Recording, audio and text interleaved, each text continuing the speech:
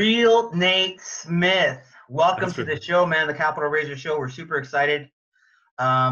We were together at the Raising Money Summit. I saw you get on stage, was not expecting that. All of a sudden, you're a public speaker, dude. You got a background with 10X. I've seen you at these fancy meetings and boardrooms with, I think, a Rod Cleef's event or something like that. Yep. And I know that you're an airline pilot, and I see you with your little emoji of the helicopter, so that tells me that you also fly helicopters. I'll ask you all about that. But your main claim to fame right now, I think, is in addition to you having invested in 700 units passively and having a 36-unit property, something Yep. like that, Yep. you have a program called the Your Funnel Pro, right? Correct. Yep. And it's a great tool for raising capital, or for somebody like in my shoes where we want to integrate. We're good at syndication, but we have some things that we want to integrate so that we get our marketing concepts down. Why don't we start by telling the audience a little bit about your background, Sure. and then we'll kind of go into the real estate side of things from there. Cool. So high level, I've been in the Air Force for the last 12 years. I'm in the Air National Guard now. I fly C-130s part-time down here in California. And then outside of that, my wife and I have a real estate investing company with the 36 units under contract. That's our first active property. And then also I've been doing the marketing side of things for about 2 years. Started my company, Your Funnel Pro. Officially launched it under that name early, the beginning of this year. But I've been working with clients for about a year and a half. And yeah, my main focus is helping businesses either increase sales or capture more leads, depending on the type of business they're in a more effective, streamlined way using simple funnel systems. So at what point in your evolution did you decide multifamily was the route to go, and why? Cool. So my wife and I have been married for 9 years, and right after we got married, we had owned a home. We moved with the military. I was active duty back in that time. We kept that property as a rental. So we knew real estate investing was something we needed to be something connected to. Like a lot of people, we thought you had to start small. You have to start something like a single family and all that. But we learned really quick that one door was not all that cool. Every time we'd get a little bit ahead on the cash flow, something would happen, either tenant turnover or new roof or heating and air goes out, or something would wipe out the cash flow for that whole year. So really we weren't making any money on the cash flow side. And when we finally sold it, we didn't really make any money on the equity side either. It wasn't really in a great market, by the way. It was small South Georgia, not in an appreciating area. But anyway, so we knew we wanted to be in real estate. We dabbled in, learning some different things. We did the Rich Dad Poor Dad course. Started learning more about like flipping and wholesaling, because again, that's where everybody thinks they got to start. So that's where we started learning from. And then Grant Cardone popped in my feed one day and started following him for other reasons. But then he started talking about real estate a lot, and he started his real estate podcast. And that's really when the light bulb clicked. He did the math on multiple units versus a single unit. I was like, that makes way more sense. But at the beginning, I just had the biggest, I guess, fear was, how in the world do I get into buying an apartment building? Like, that's millions and millions of dollars. Like, wrapping my head around that was hard to do. But after I followed Grant for a while, I started realizing that was definitely the avenue to go into. And how we really made the switch and really got started actually taking action on that was, some dude popped him up in my feed on Facebook one day.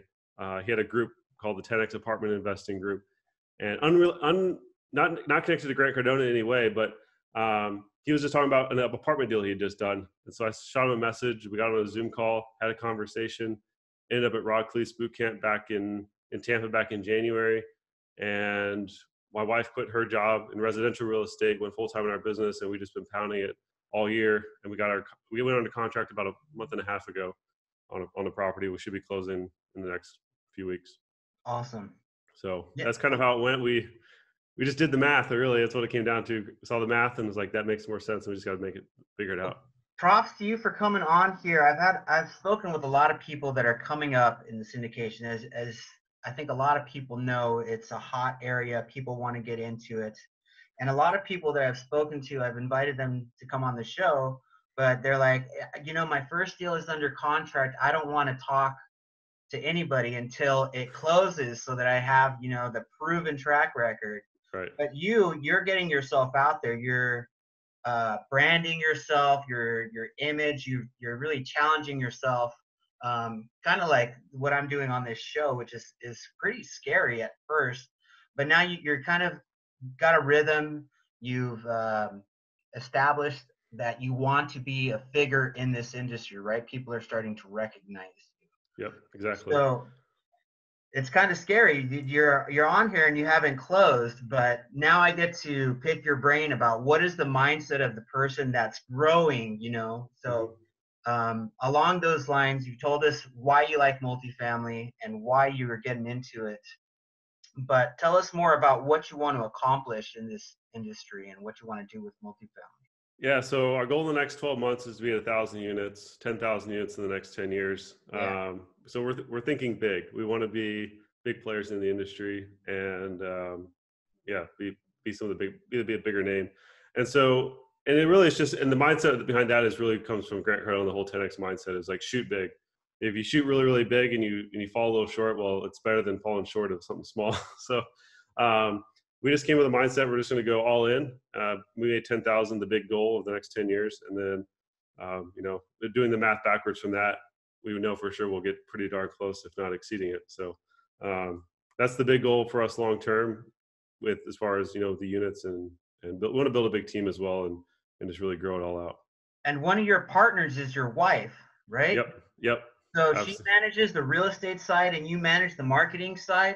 Is that Yep. correct? Exactly. Exactly. Yep. So what is tell us about before I go into what it's like working with her, tell us what is her role in the business? What does she do? She's primarily, her primary role is acquisitions and investor relations, a lot, and in direct communication. Like right now, we're heavy acquisition mode. So she's doing all the work of, you know, talking to brokers, talking to property owners, and talking to the banks and all that stuff. You know, because it is our first unit, we're leveraging our partner heavily. You know, because we don't have the credibility yet. So he's the one signing on everything, but she's doing all the legwork.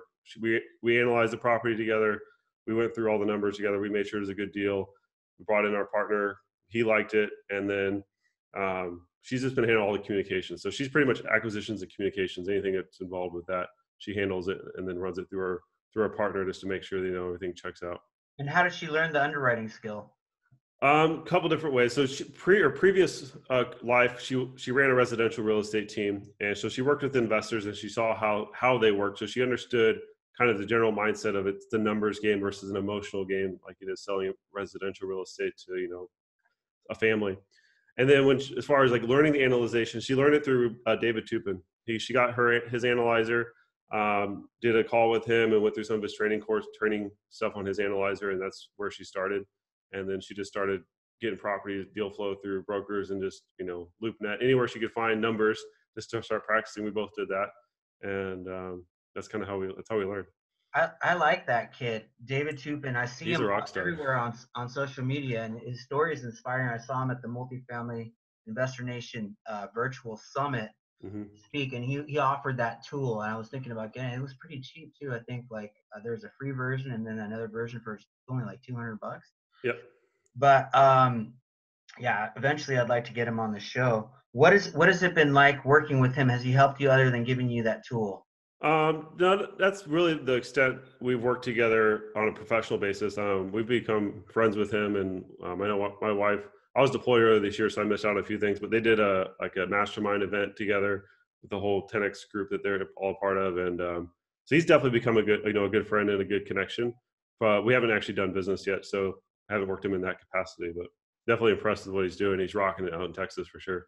Yeah, I just came from two events. One of them was the Information Management Network, where it was pretty much like exclusively dudes. And then Hmm. right after that, I went to Jake and Gino's event, and there was a few women there with their significant others. So I was asking them, just like I'm about to ask you, what's it like working with your real estate partner? How is it?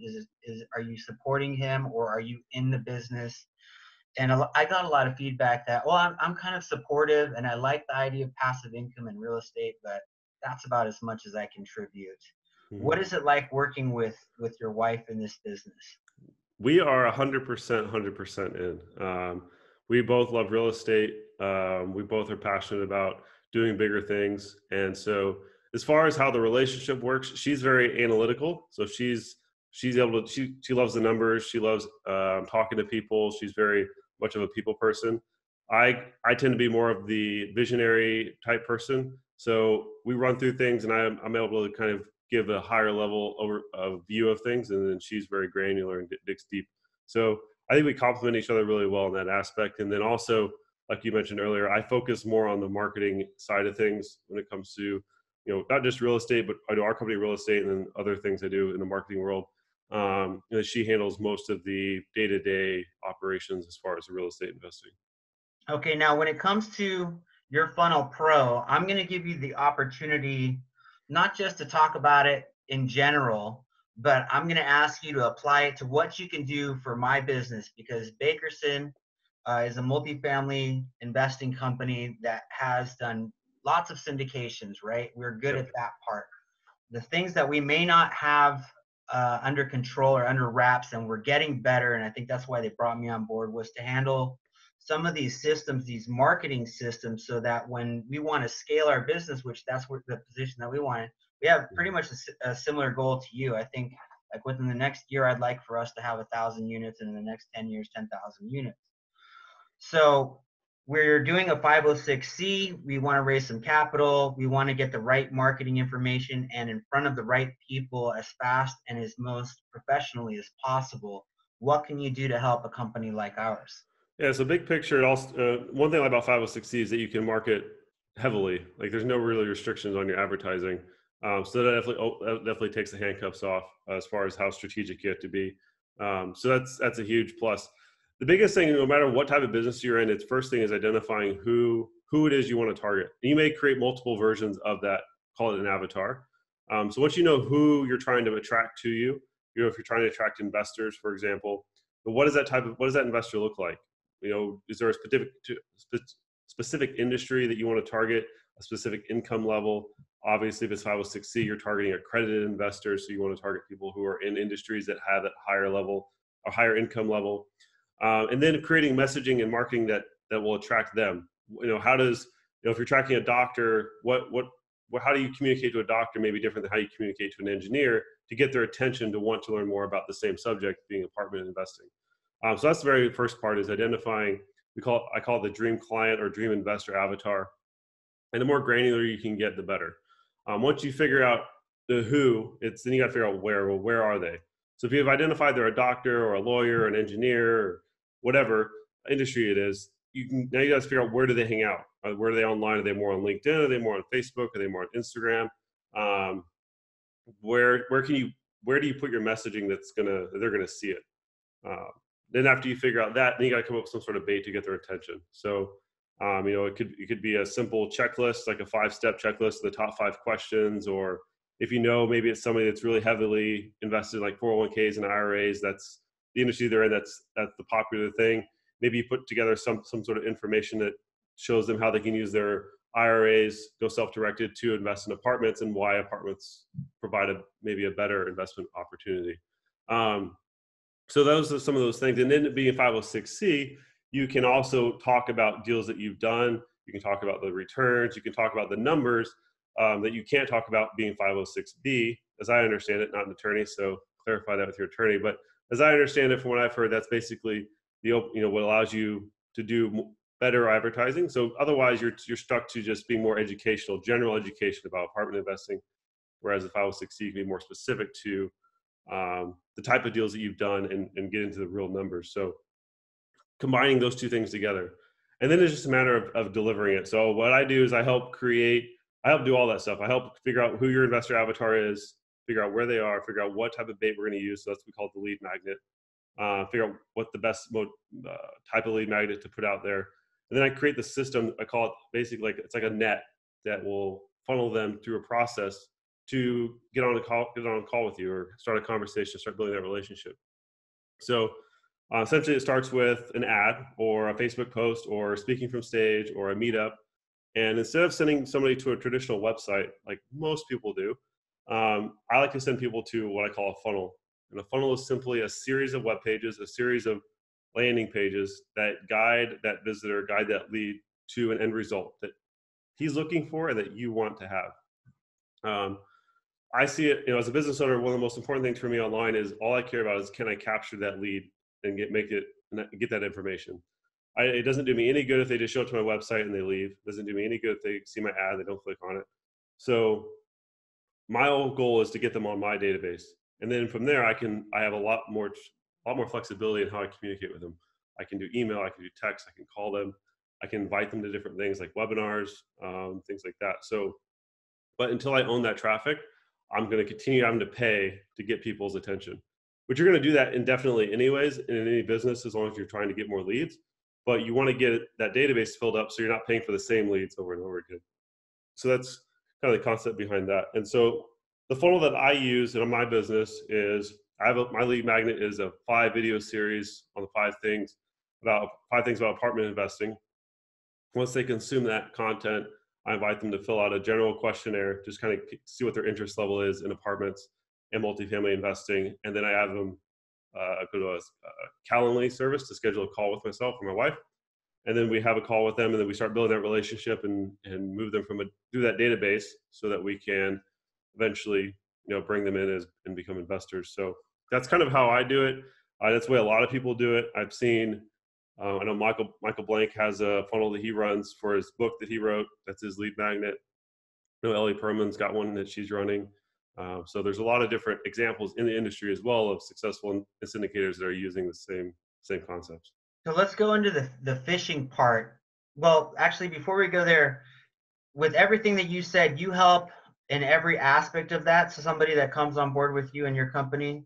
Yep, I help all the way. I primarily help up to the creating the system to capture the lead. I don't really focus a whole lot in the actual running of ad campaigns and things like that. I will definitely give you tips and tricks and consulting on what type of messaging, how to put it out there, give you tons of examples. But currently, I'm not running actual campaigns for people.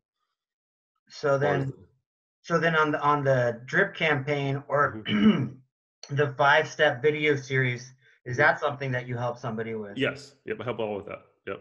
You help them create the content and everything? Now, if it's a video, I mean, you'll have to record yourself, but I'll help you come up with the script and come up with, the topics to talk about and things like that. And then it's just on you to, record the video and get it edited and all that. And then how do you get that information in front of people? You said it's through ads that you recommend, or? Yeah, it's just so one great example, I'll use Facebook, for example. So Facebook allows you to target based on not specific income, but you can target based on certain percentage. So I can target the top 10% of income earners.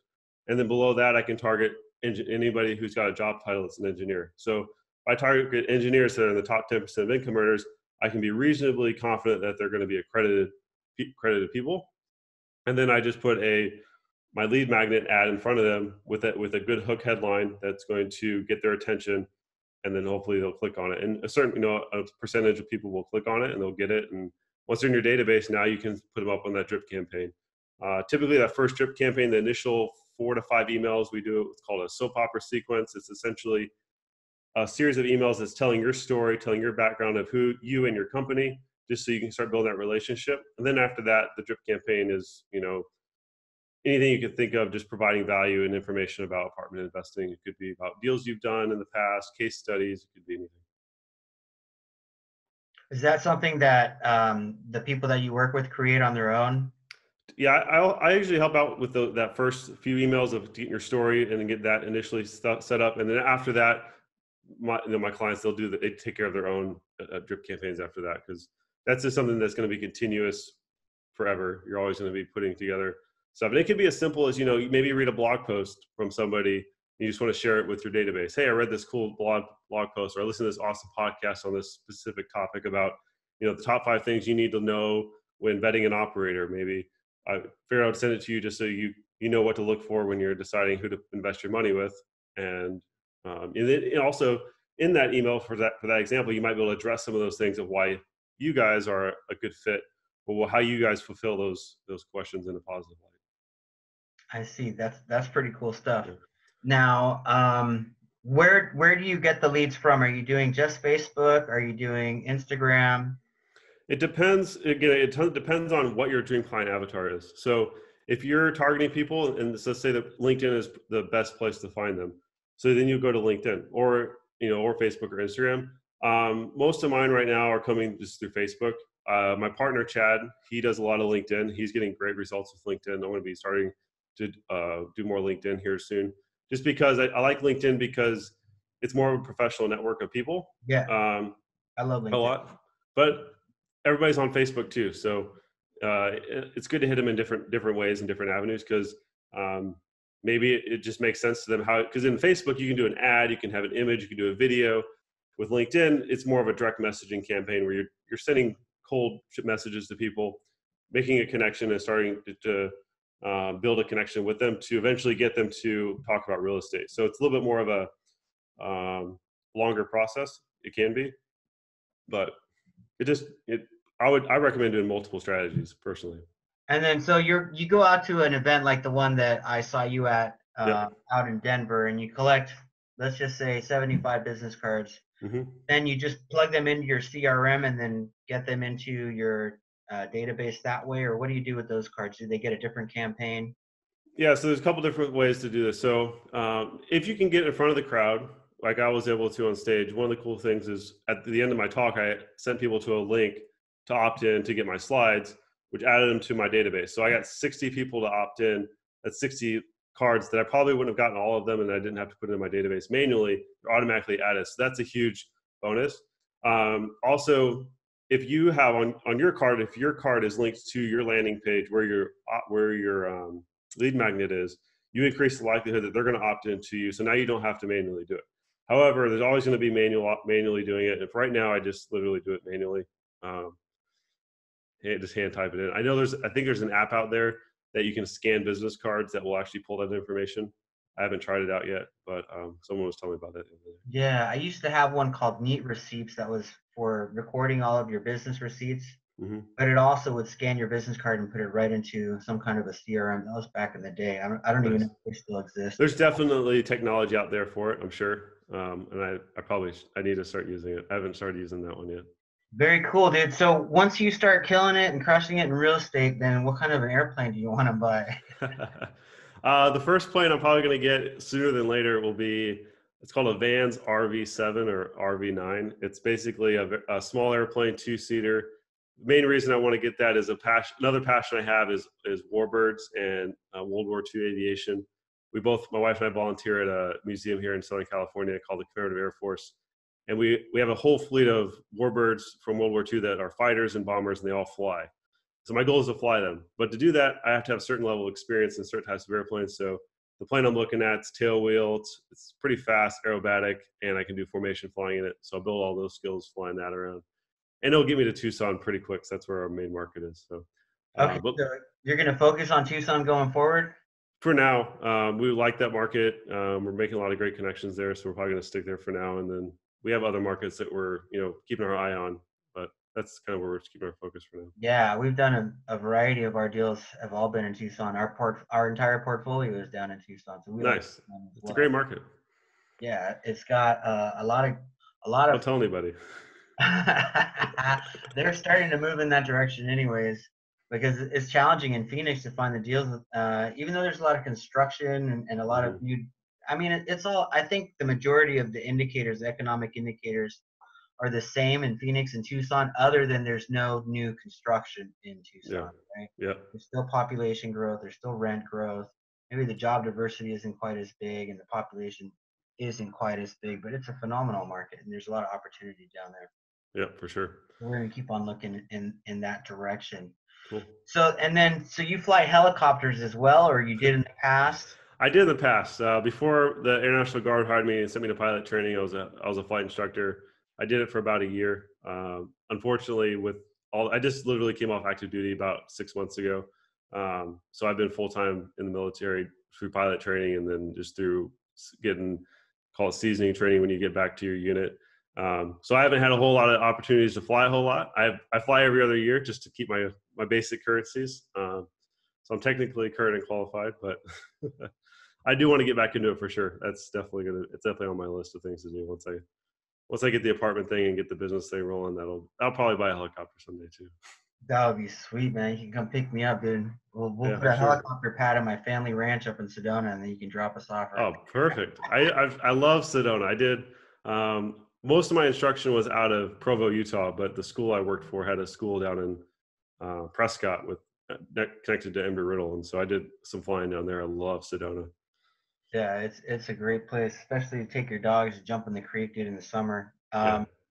All right, so you had mentioned that you had been trained through Rich Dad Education, but I don't think that they focus on multifamily. So, No, that was before multifamily. That was in the evolution of our educational experience. and That then was so very early on. where did you go from there to learn? Or did you start doing podcasts? I didn't do any other paid learning until I found really Rod Cleave was the one I paid again for. Yeah, I just focused on podcast reading books.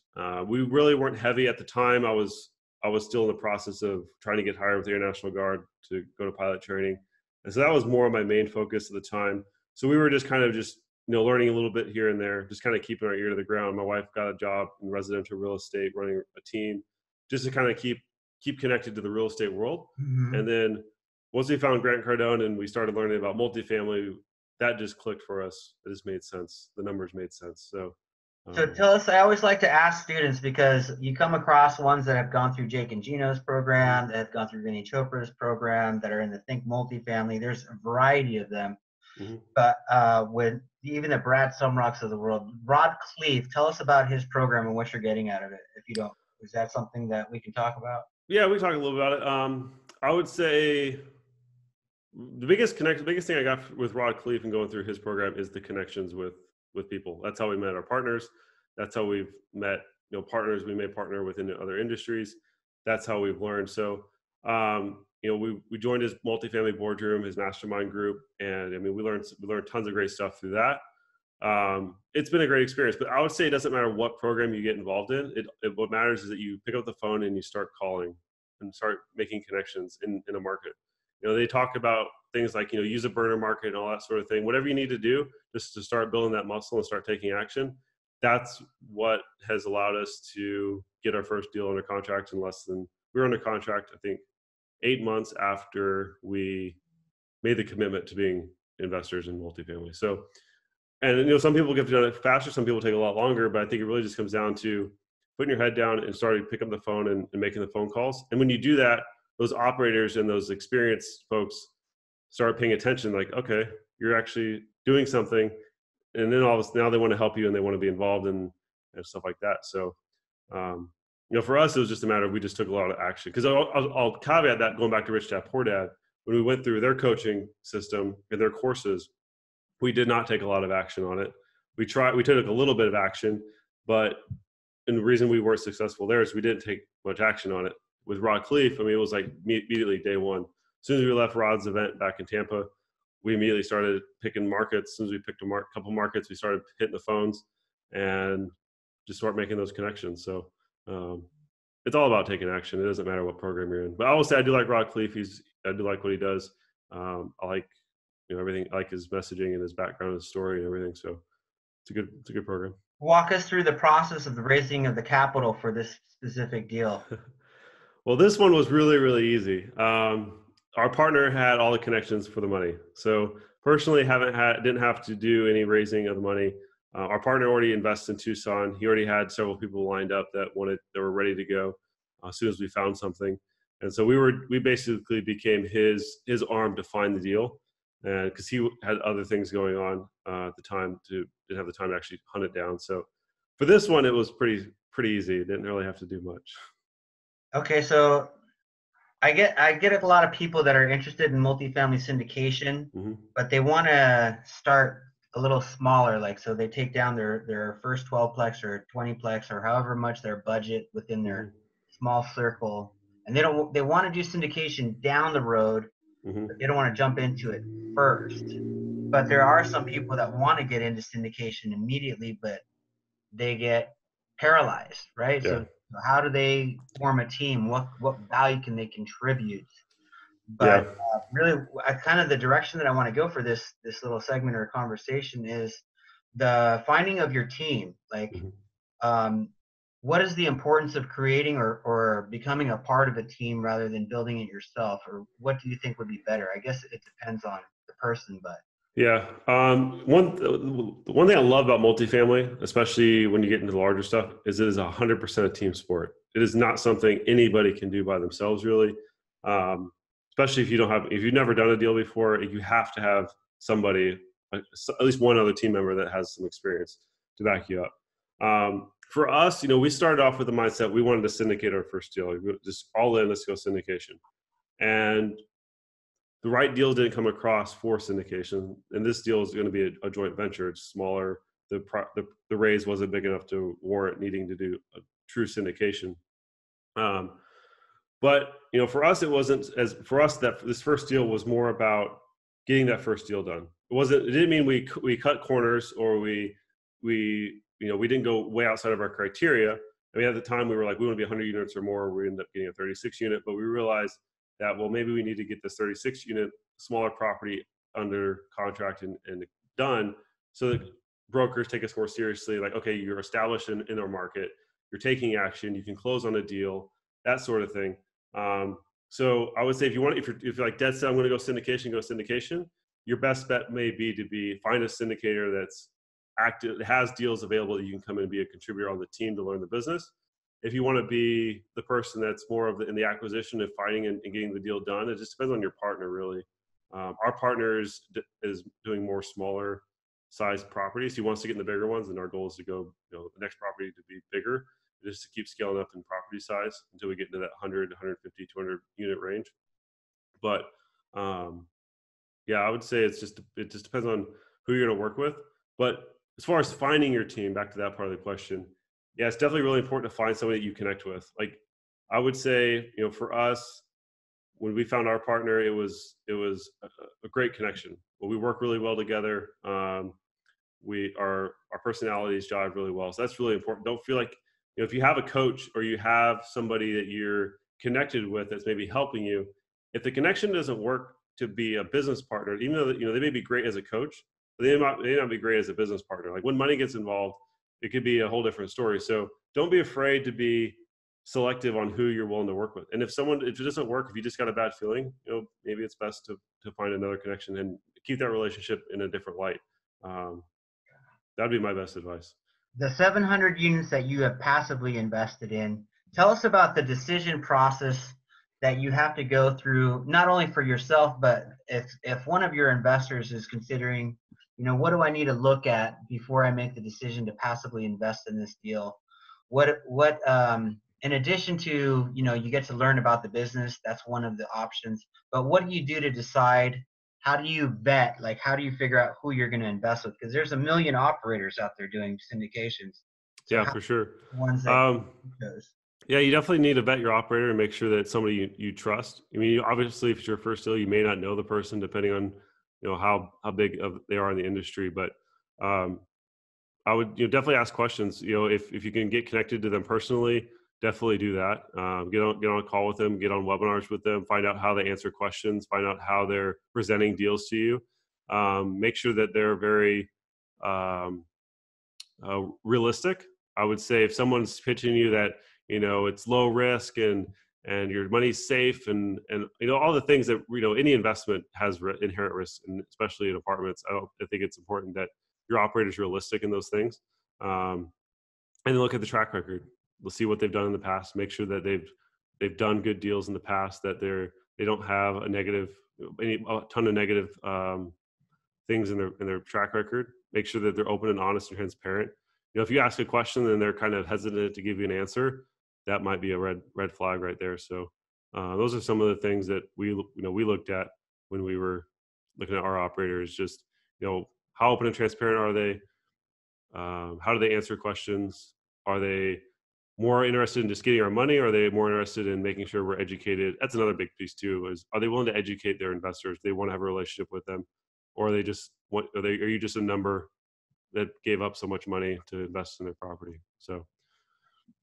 Okay, cool. So I got one last question for you. If you could go back and talk to yourself a year ago and give yourself some advice, or maybe somewhere in the past, what would you tell yourself in regards to, is there any mistakes that you wish you hadn't have made in this process of your growth? I wouldn't have invested in Rich Dad Poor Dad. uh, I think it goes back to timing. You know, I go back to Rich Dad Poor Dad example. Like I was laser focused at that time on getting my wings and becoming an officer in the military, and specifically in the Air National Guard. I knew I wanted to be part-time military so I could pursue other avenues. But at that time, I was looking to make a quick buck. I was like, oh, they sold it hook, line, and sinker, and it was amazing. And but the timing was just not right for me, for us at all. So I think it's really important to really take an honest look at, like, if you show up to an event and you see, oh wow, this is so amazing, really take a look at your situation and decide, is it make sense for me to really go after this now, or do I need to like get some things in order? I'm all about taking action, and not dragging your feet. But also, if you're in a situation, it's like I need to get a couple things lined up, get some ducks in a row before I can really put the effort into something. Then get those ducks in a row first, because you don't want to. Last thing you want to do is spend a bunch of money on courses and coaching and training when you got too many other things pulling you in another direction. You just don't actually literally have the time to put the right effort into taking on a new venture like apartment investing. So that's my biggest piece of advice. Know your situation, and don't be afraid to take action, but make sure that you actually have the ability to commit to what you're going to do, because it's going to take a commitment no matter what you do. And then give us like a 1 minute synopsis of why your tool can help somebody grow their business and raise capital for multifamily syndication. So the number one thing with is a confused mind always says no. So if you present something to somebody and it's a lot of options and a lot of buttons, and using the online analogy of a traditional website, if there's a ton of information on there for people to click on, the likelihood that they're going to give you their information in exchange for something significantly decreases, because there's too much stuff for them to do. So with a funnel, what you're doing is you're streamlining that process. You're putting one offer in front of them, so that lead magnet. The only thing they can do is to opt in and get it, or say no. There's no way for them to get distracted. And so it increases the likelihood that they're going to actually interact with what you have. So it's going to really help you build your database a lot faster. And from there, it's all about the follow-up. Converting that, getting the traffic in is probably the easier part, especially when it comes to, in our world, we're trying to get people to give us money, invest with us in large sums. So having a really solid follow-up campaign, making sure that you're touching them a lot, making sure that don't overwhelm them, but you want to make sure that, you're building that relationship, get them on a phone call, do webinars, do things like that, so that you can build that connection with them to eventually want to invest with you. So my biggest thing is I build a big net and make it in without a bunch of holes in it. Websites have so many holes in it.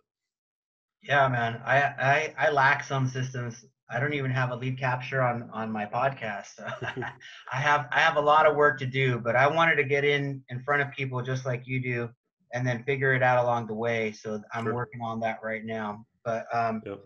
it's been a lot of fun, like meeting you. I first sent you a message on Facebook, and then it's developed into me figuring out who you are and what you do, and it's been great. Now I'm seeing you at events. It's really cool. I get to shake your hand and take a selfie with you. Yeah, likewise. It's been great.